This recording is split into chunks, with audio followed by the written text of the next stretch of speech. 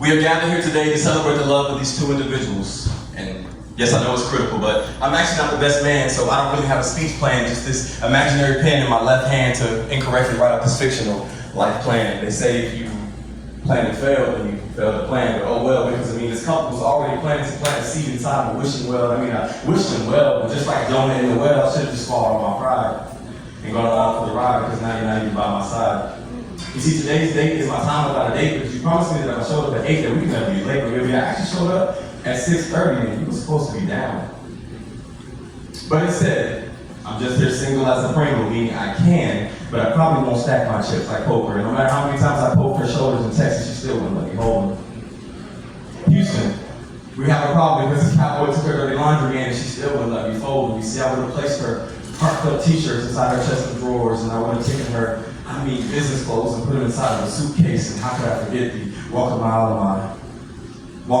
in her heels, shoes, and I would just put them in my backpack to unpack the real issue in the future, moving forward. I carried all her luggage to the airport, and when I turned around to claim her, she just left me there with her baggage. Oh, so I'm just a package.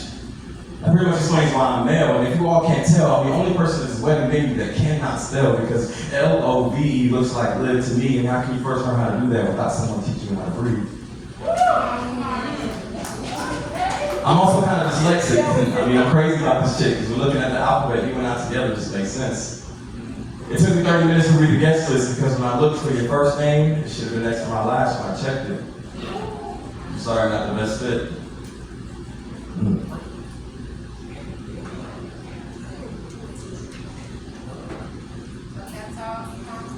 I'm sorry, I'm not the best fit. My fingers could have fit right between yours, but they're right where you left it. And I should have wrote this speech on a piece of paper, because anytime I don't write, one of us gets left off. She left me circling this round table looking like a square, because I had a +1, which was you, but you're not here. Hear me out though.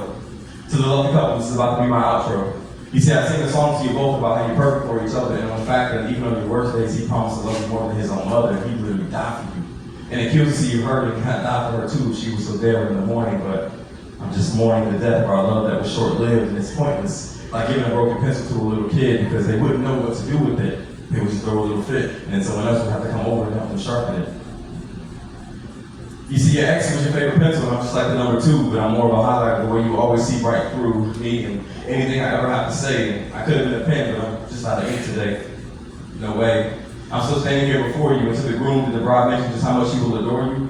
You see, she told me in passing that you always made her feel strong and that she knew it was you all along. You see, y'all are perfect for each other, and you look so good together, like a strawberry on a cheesecake, and I hope that when your love runs out, you don't forget to lick the plate until my date.